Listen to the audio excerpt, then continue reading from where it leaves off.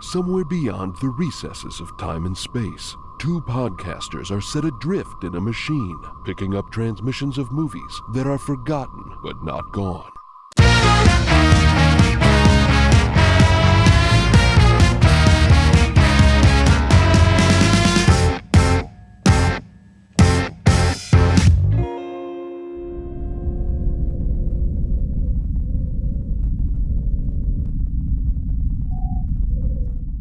All right, I have to just mention something real quick. Yeah. Right at the end of last week's episode, we were talking about the shitting Russian scene.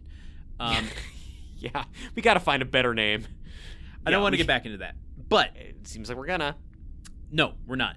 The end of that scene, Matthew Broderick sees Bridget Fonda for the first time in a while, and he's very excited to see his wife and starts running over. But because he hasn't eaten much and he's been going through all this stuff, the act of running across the room makes him lightheaded. Yeah. And he falls, kind of. It's a pratfall, I feel like, that could only happen pre-CGI. Oh, yes, he hits the thing full of cereal, doesn't he? He hits a big serving bowl of cornflakes, dry cornflakes, and, like, I feel like this shot done in 2025, they would orchestrate it to do this. Mm-hmm. Yeah. I can't imagine how many either this took a million takes, or this is the sort of serendipitous, event that happens on take one, and you have to keep it in the film. Because he as he reaches for the table as he's fainting, he flips this bowl of dry cornflakes over, and it shoots like straight up in the air and covers him in a way that like you couldn't plan to more evenly cover him, and the way it like lays on his hair and his pocket and his shoulders, it's the perfect pratfall. It's very impressive. I have to feel like there were a lot of conversations between the director and the prop master and maybe a stunt coordinator, and like so many experiments with like how, like, what's the perfect way to rig this so because they fly all over the frame. They do too. That's They look so good on camera. What you're describing is what you would do in 2025, because you have an idea of what you want it to do, and you'd work so hard to try to achieve that. This one, I think, is just like, we don't have the fucking time in the day. Like, it's not like they have the luxury of, a 2-month shoot for The Road to Wellville. Like, they have maybe 3 takes to do this. And I have to imagine that's just, like, what happened on take 1. And it was so perfect. God, if I ever meet Matthew Broderick, I regret to admit out loud, I would probably ask him about this specific scene if I only got one question. Me too. I don't know, but I just feel like it's almost so good that it couldn't happen just by accident, unless God decided, you know what, I want The Road to Wellville to have one really good shot in it. That's what I'm saying. Like, I'm not trying to wax nostalgic for older movies, but like, especially with stunts and things like this, where there's just that little extra bit of magic when you don't have so much control over every little thing.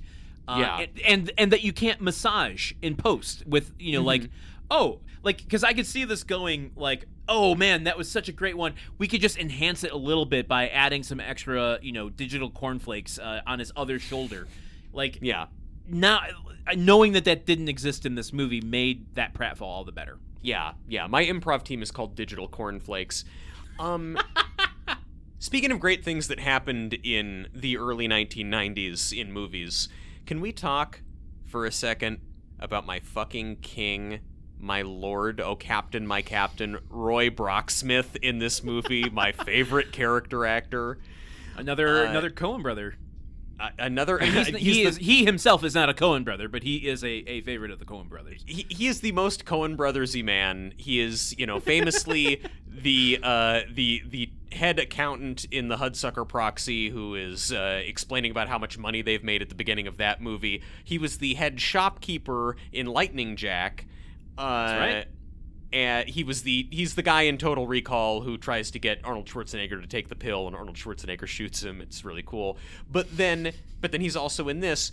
He plays in this like the assistant to Dr. Kellogg, and is always kind of like running around. He gets this great scene where he has to inform him that Dr. Kellogg's son has shown up and is throwing boxes of shit at people outside, and he's trying to be oblique about it, and he's throwing shit at people. He gets a big prosthetic nose. Yeah. And then he dies. He's one of the 4 people who dies in 1 minute. He's Dr. Kellogg is out on a bike ride and he's dictating notes to Roy Brocksmith, and Roy Brocksmith is running around behind him with a notepad, huffing and puffing, and then he has a heart attack. Yep. And which is a very Roy Brocksmith way to die, by the way. Yeah. And let's not forget he's also in the Bill and Ted movies. Okay, so he's all over the place. No one toadies like Roy Brocksmith. He's true. the top of his gang. But 1994 was, like, I think the biggest year any character actor has ever had. He was in 5 movies this year. Okay. Hudsucker Proxy, Lightning Jack, Road to Wellville. He's in a horror movie with Shannon Doherty called Almost Dead. Have you seen that? I haven't seen it, but I am familiar with it. Okay. I am familiar with it. I love it, Roy Brocksmith. I'm glad we can both do this now. And then he was also in a movie called My Son. I've decided that we can. I've given myself permission. He was also in a movie called My Summer Story, which is the sequel to A Christmas Story, which has Charles Grodin and Mary Steenburgen playing a couple in the same year that they played a couple in Clifford, which also came out in 1994.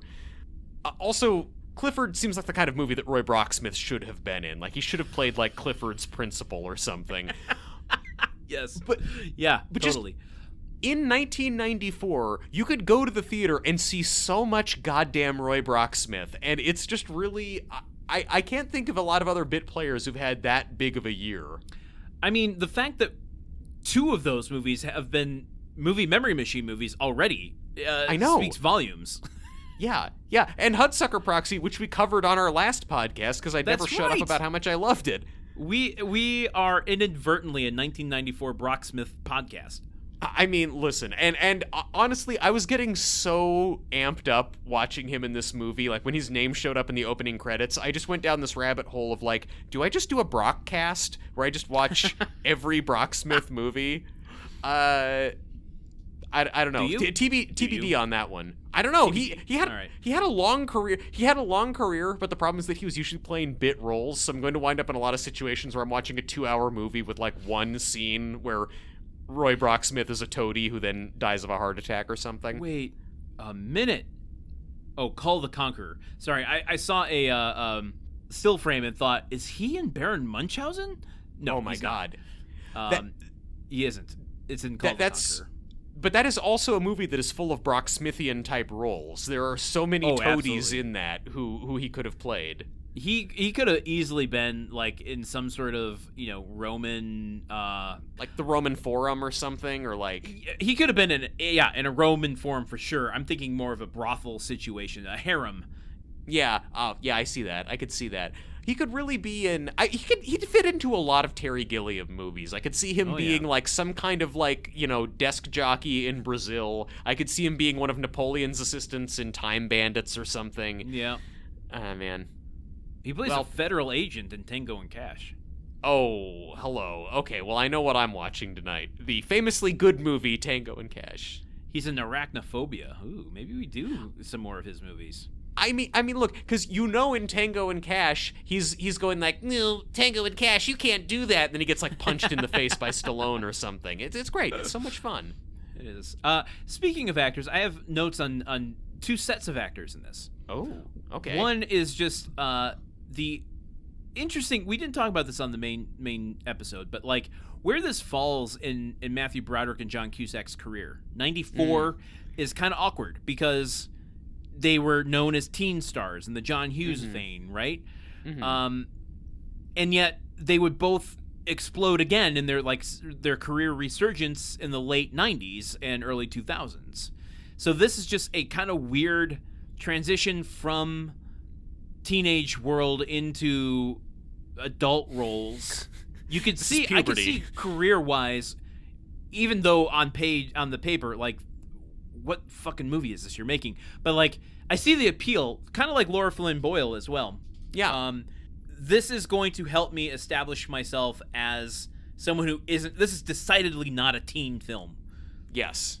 I mean, I feel like on paper, this movie looks like it's going to be kind of an award bait movie. Like, I think that that's part of why you get, like, why Dana Carvey signed on. It's like, hey, I want to show that, like, I'm also not doing a teen movie. I'm not just Garth or the church lady. Look what else I can do. Like, because you've got this director who made Mississippi Burning and, like, a few other, you know, kind of highly regarded Academy Award bait films. Yeah, and I guess it's that's like, true.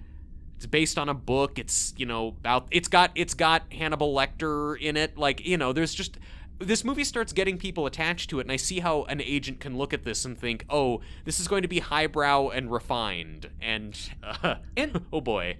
And honestly, on the page, there are some, like, I feel like the quotes in this film get overshadowed by everything else. But there are some, like, fantastic quotes, and in particular, when John Cusack and Matthew Broderick are getting drunk, and Broderick is, like, giving him the lowdown of what's happening at the sanatorium, and he's talking about all of his enemas, and there's a quote at one point where he's like, who needs friends? Wait, hold on, I wrote it down. Let me write it. Okay. With friends like you, who needs enemas?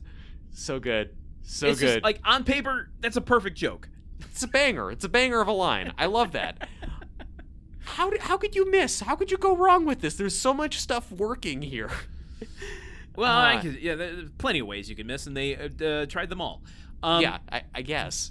The other two actors I want to just mention real quick are both Tracy Lind, and I'm not going to get creepy about it. No. But holy cow, teenage crush. I see. Not enough cornflakes. Well, and then Bridget Fonda. What I find interesting about them is they both left the limelight for a normal life. I mean, and Fonda coming from a legacy, obviously. Like, they both are, like, normies now. Yeah, well, I was thinking that watching this, because, like, I realized I haven't seen Bridget Fonda in a lot of stuff, and I've not been aware of her as an actor lately. Yeah. And she retired. She's really good in this. Why do we know why she retired? She just decided Hollywood was a bad place? That's what Tracy Lind was like. Yeah, I realized that, you know, and to be fair, like, the roles she got, she was very sexualized and kind of put into a box. And, like, she's in this movie that was... You know what? I'm not going to mention the movie because I want to cover it on the show someday, and I hope the machine throws it at us.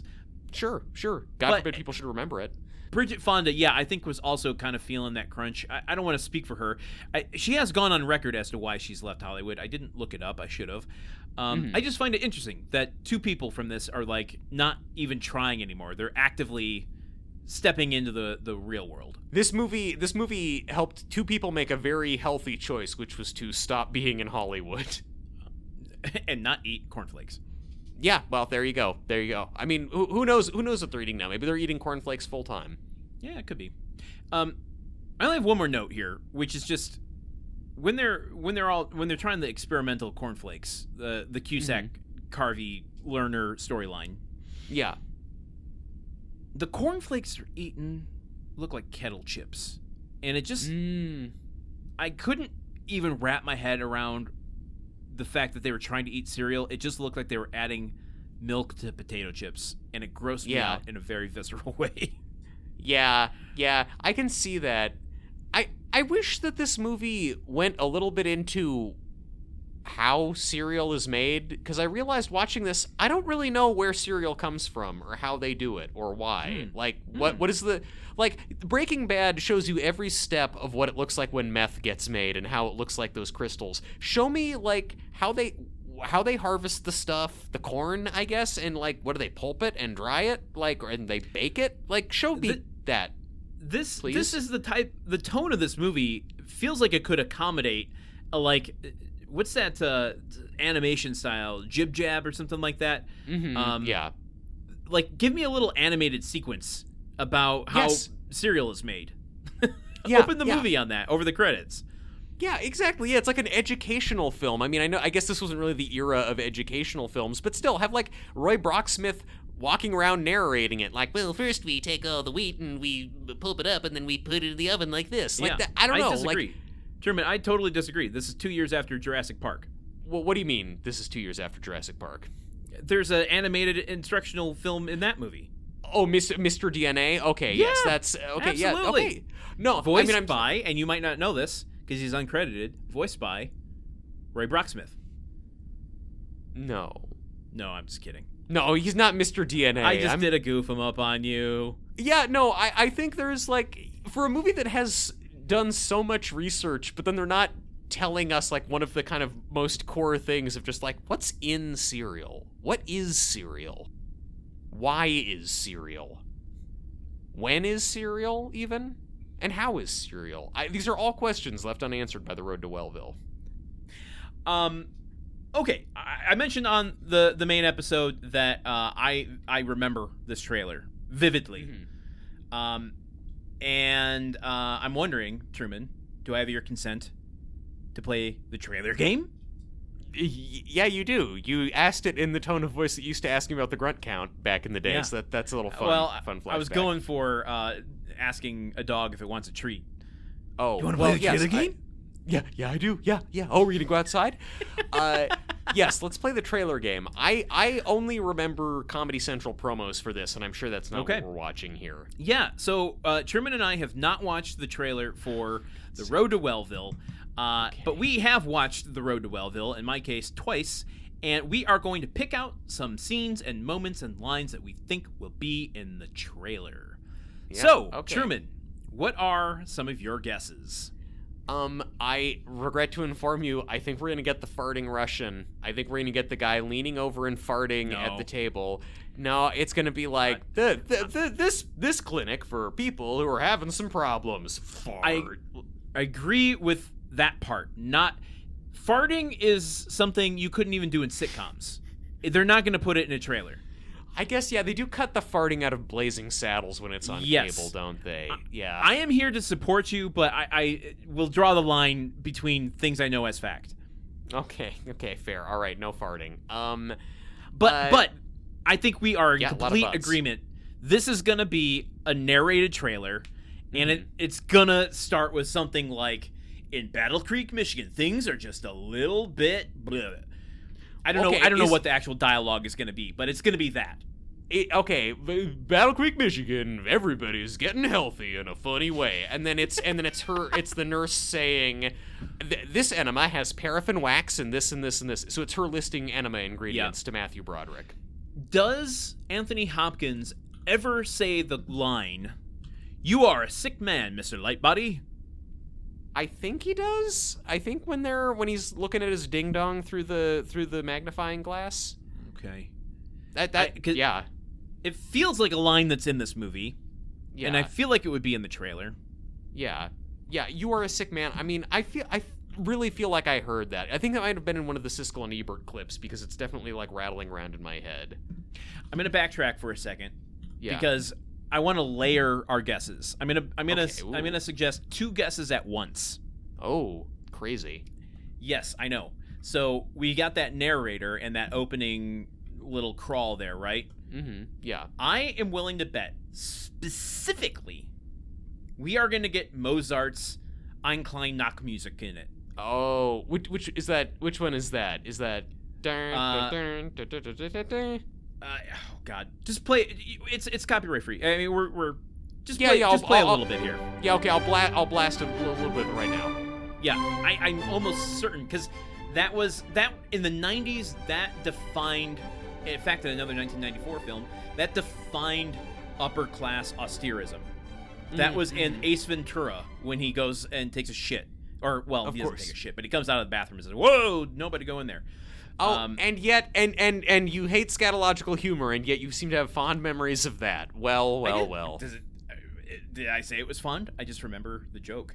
It was a reference. You were totally not laughing at that when you were when you were like 12 years old. Sure. Okay, here's a line I know will be in there. Okay.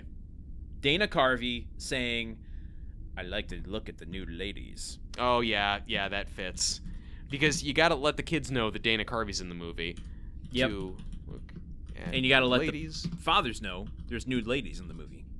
Well, yeah, that's true. You gotta get the butts in the seats to look at the butts on the screen. Stupid. I think there's got to be like at least one really big wide shot of like a lot of people that it's all the people laughing or all of the people running. You gotta get some of that crowd stuff. Yeah, do we get the laughing? Do we get the laughing or the with the like the arms flapping up and down? I think it's them kind of the arm flapping, laughing, the bouncing, bouncing, laughing. You know what? I don't think we need to be too specific about it. If they're doing any of that kind of early activity as a crowd, I think we get that point. Yeah, I think that fits. Yeah. What about John Cusack? How do we tell he's in this movie?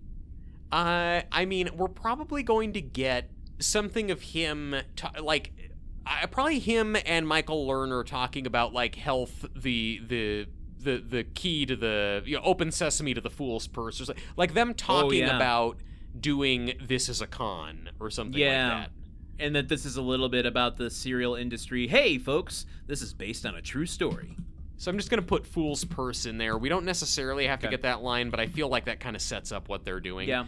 And that makes I sense. think I'm going to go for one extra. I think we're going to get at least one of the shots of John Cusack running away while the music goes oompa, oompa, oompa. I agree with you. I don't think we'll get the music. I think they'll choose different music for the trailer, but I agree that he'll be running away. Man, I'm so glad this is a movie from the 90s, so we don't have to like wonder, are they going to do some kind of weird cover of a pop song in the Oh my god. How nice trailer? Is that? How nice is that? I know, like the 90s, truly a simpler time, for certain people at least. Can I get one more guess in there? Yeah, throw one in there. It doesn't matter. Nothing matters.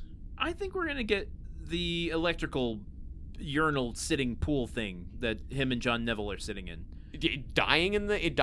Or no, just not like dying. Having They have a couple. There's two scenes of it, and I think we'll just get like a fleeting shot of like just the, like easing into the water and then hearing the bzzz and him going ah. Mm-hmm. Yeah, that those tanks that they sit in and they submerge their butts into it. You could call it butt juice. Oh my god! More connections to reminiscence. Oh, maybe man. you sit in the butt juice and then you start talking like that. Yeah, Hugh Jackman's character's like great grandfather went to the Battle Creek Clinic and then it just like got into the bloodstream. It's hereditary. Oh my god! Should we watch this trailer? Let's watch this trailer. Long before America discovered aerobics, well before we stepped on our first treadmill, Okay, narrator. calisthenics, this boom. is where we went to get fit and stay healthy. People doing things. The spirit soar, Oh, the mind there he is on educated, this fucking rotating chair. bowels are born again. Battle Creek, you say? Well, what a coincidence. That's our destination, too. We're going to the sanitarium for the cure. You're a sick man, sir. A Oh, sick man. Miss Lively, hurry. God, almost butts. Weird underwear. Now, I want you to relax. Enema. Oh my god! Oh my god! Eleanor's They never husband say went enema, with but pleasure. Do smile at him. He has chronic wind, poor fellow. I don't like this place. I want to go home. But we both made a promise. We're not well, neither of us. But I feel violated here. Laughing. I had my to. silence here He's very is sick. very indicative of my experience watching this movie. It's all my fault. Yes. Rubbish. It's as funny as it sounds. But I get desires. You mustn't. Not at the stand. He always wanted sex. It is my scientific conclusion that sex is Sex. unnecessary and Zax. But isn't that a bit drastic? Why Oh. are you here? I like to look at the new ladies. Boom. Boom. Yeah. Well, haven't I done everything that you've asked? We are crushing Start this. not again. I've eaten grapes and Well, seen them till I- they come out my ears. Don't you This think trailer's I feel you're in the so healthiest long. spot on the whole planet? The whole movie. Oh, butt juice. been electrocuted. Well, and we got electrocuted. I do admit. I didn't call that one. Is More. this the Chew song? This is the More calisthenics. Why is everybody dying? It's the food. Anthony Hopkins, Bridget Fonda, Matthew Broderick, God. John Cusack, and Dana Carvey. She was hand-bugging you. You let a stranger hand-bug you. Ow! From director Alan Parker comes an outrageous comedy of the So heart many almost butts in this trailer. Oh, Brocksmith dying. and other. And Brocksmith in the trailer. You masticate, Mr. Nightbot. You are what? The road to Wellville. Oh, that's what we go out The on? yogurt room and give him 15 gallons. Oh, no, I can't eat 15 gallons of yogurt. Oh, it's not going in that end, Mr. Lightbody. Oh my god. All right. You know what? It's a real live movie. You know what? What? Made me. What? Okay, that trailer just made me realize this movie should have been directed by Terry Gilliam. You know what? No, because Okay. because I don't trust him to not like full on show poop. It's not just going to be about poop. There's going to be so much more like visual. Yeah, you see some poop. You see some, but Gilliam would show you all of it. I don't know that he would. I don't know how much I can trust that man based on what I've heard about how he ran his sets. I don't know. Yeah, okay. I don't know. Look, People would be in danger. Whether or not they'd be in proximity to poop, I'm not sure. Well, I'm not saying it would be actual, like, real method acting human poop on set. I'm just saying we would see representations of poop far more frequently. See, I am saying that. It would be human poop, but I'm just saying we wouldn't see much of it. I think this might be our worst episode ever. Just a lot of grown men in the middle age range just talking about poop. You gotta love it, folks. A word I hate saying. Let's see what our score was. Out of 7 guesses, we got 6 of them right. All right, 6 out of 5. That's 100%. Yeah, it's some might even say more than 100%. So yeah, nurse enema, definitely. You are a sick man, got that. Like to look at nude ladies, ba-boom. Bouncing around laughing, yep. Lerner Cusack cereal fool's purse, got that. And them with their butts in the butt water.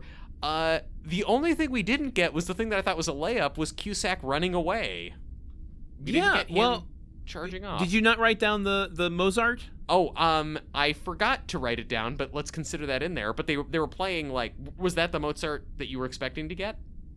We didn't get Mozart, but yeah. So it's a point away from us. So I think we got 6 out of 8. Okay, 6 out of 8. Okay, that's why I kept counting it wrong when I was trying to. Got it. Yeah, okay. There you go. Okay. Yeah. But tell me that trailer doesn't have big Mozart, energy at the beginning of it before things go towards the scatological.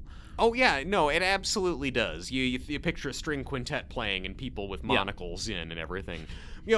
One thing I will say for this movie, right at the end, I give it props. There is one of the flashback scenes to Dr. Kellogg with his young son. He's sitting at dinner and he's got a monocle in, and then his son says he wants meat and potatoes, and Dr. Kellogg is so shocked that his monocle pops out of his eye.